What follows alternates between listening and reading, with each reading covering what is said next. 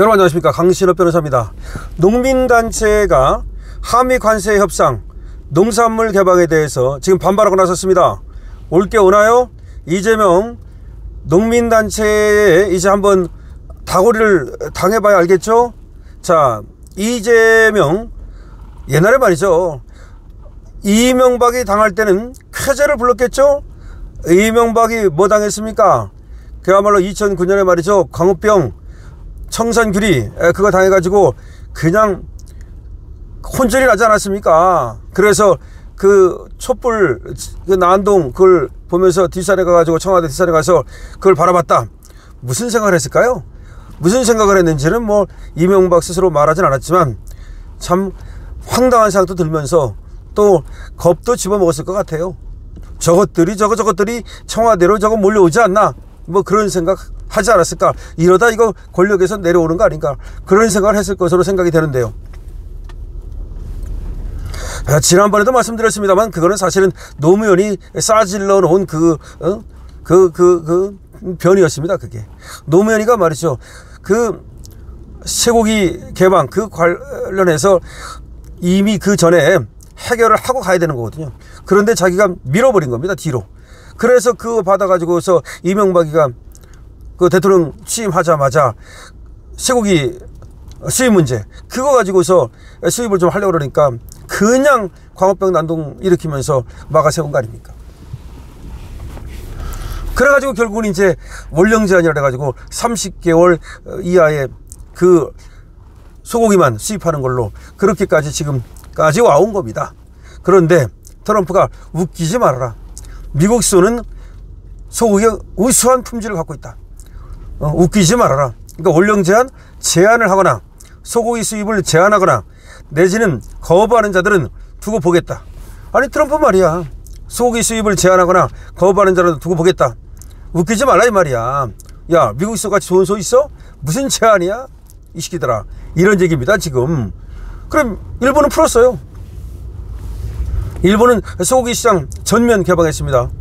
우리도 말이죠, 이 소고기 시장 때문에 또 잘 안 된다는 말도 있어요. 물론 지금 가장 또 중요한 것 중에 하나가 특검이 오산 기지를 압수수색한 거, 이거는 완전히 미국 자존심의 코털을 건드린 거죠. 그러니까 특검이 사고치고 있다 라는 얘기를 하고 있지 않습니까? 최상병 특검은 또 교회 압수수색하고 사고치고, 그 다음에 또 내란 특검은 오산 공군기지 압수수색해가지고 사고치고, 또 김건희 특검은 또 뭐 자기들 아니라고 그러지만 어쨌든 또 관련된 사람이 또 그 명태균 게이트 이 서울중앙지검에서 받았던 사람, 그리고 앞으로 아마 또 특검에서 받게 될 사람, 이런 사람이 또 사망하는 일이 벌어지고, 하여튼 간에 특검이 사고치고 있다. 특검 사고가 이재명 정권의 명을 단축할 것이다 라는 얘기까지 나오고 있습니다. 자, 그런데 그런 가운데 아까도 말씀드렸듯이 지금 농민들이 들고 일어서고 있다. 왜 들고 일어서나요? 그렇죠, 당연히 축산농가 들고 일어서겠죠. 축산농가 들고 일어서고, 과수농가 들고 일어서고, 그 다음에 또 벼농가 들고 일어서고, 그러지 않아도 얼마나 많은 지금 잔뜩 기대를 갖게 했습니까? 이재명이 양곡법 해주겠다. 양곡법이 뭐냐면요, 지금까지는 이 쌀이 우리나라에 이제 생산을 하면 일부만 정부에서 매수를 해줍니다. 정부 매수를 하면은 그 가격이 좋거든요. 자, 그런데 나머지 쌀은 이제 자기들이 알아서 판매를 하든지 소비를 해야 됩니다. 그런데 이제는 쌀 농사 지면 전부 매수해주겠다는 겁니다. 한마디로 말하면 그게 양곡법이에요. 근데 쌀뿐이 아니에요, 다른 작물도 상당 부분 정부에서 그 가격을 갖다가 그 보전해 주겠다. 그러니까 뭐 배추든 무든 뭐 이런 것들도 상당 부분 정부에서 책임져 주겠다, 이런 얘기입니다. 이게 왜 그렇게 갈까요? 이거는 말이죠, 저 공산당 수법과 비슷해요. 원래가 저 모택동이 말이죠, 노동자 농민, 항상 노동자 농민이잖아. 여기 농민이 들어가잖아요. 노동자 농민, 이거를 자기 편으로 생각해갖고 노동자 농민을 포섭해가지고서 그래가지고 미천으로 삼거든요.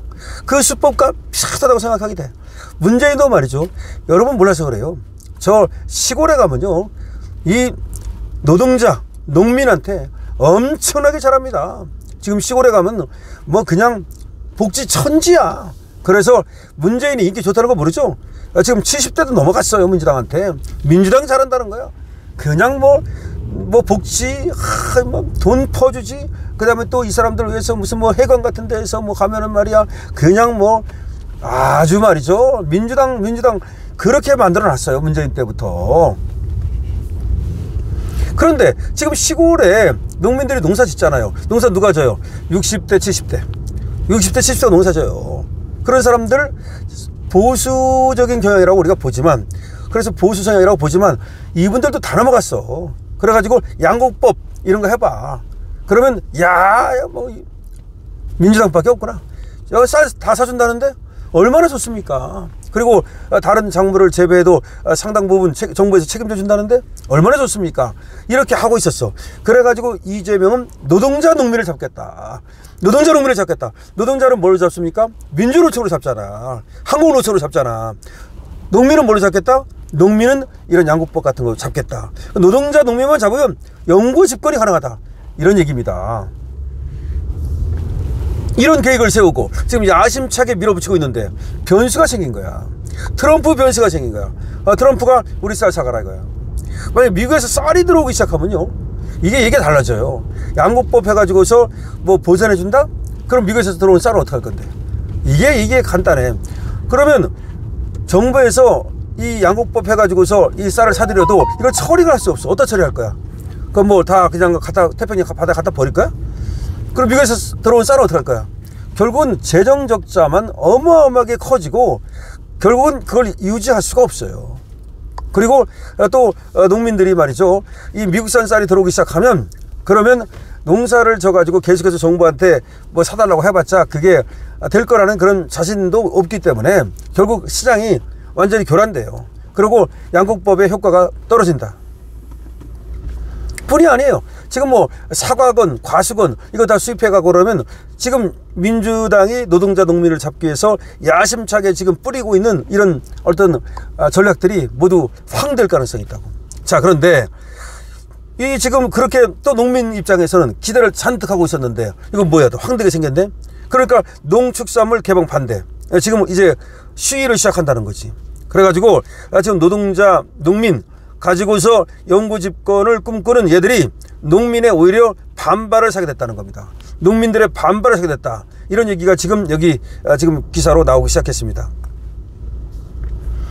정부는 농가 경제에 미치는 충격을 최소화하기 위해서 쌀과 소고기를 협상해서 제외한다 라고, 이걸 레드라인, 쌀과 소고기는 무조건 제외한다 라고 해왔는데 미국 측의 압박이 거세지면서 쌀과 소고기도 개방할 수밖에 없다는 말이 나오자 이제 농민들이 들고 일어서기 시작한 겁니다.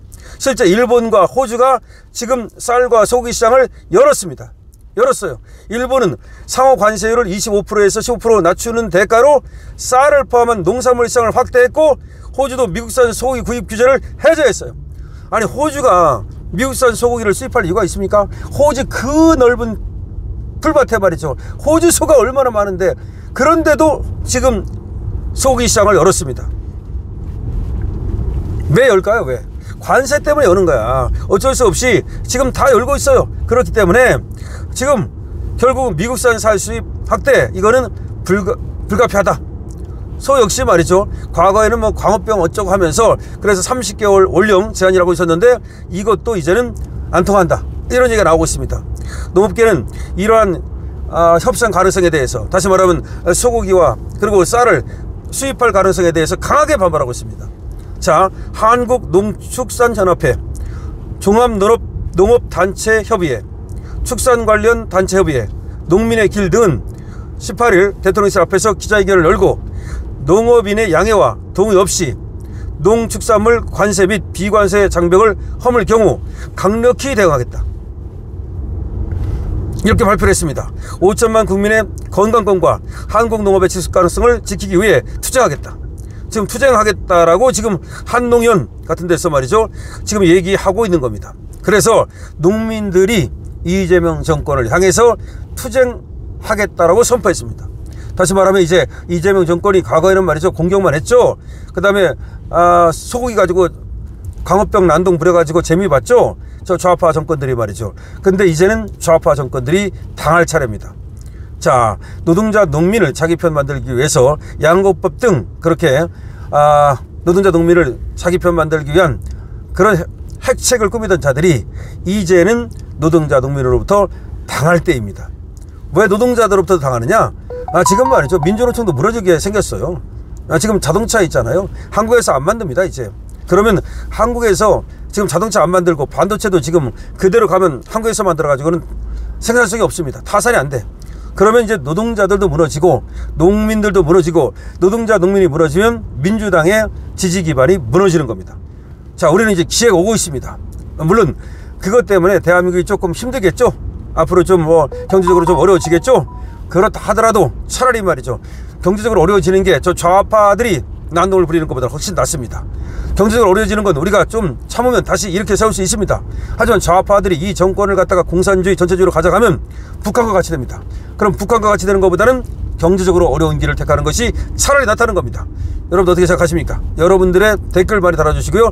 강신업 의견에 동의한다면, 강신업 방송을 좋다라고 생각하신다면 좋아요를 부탁드립니다.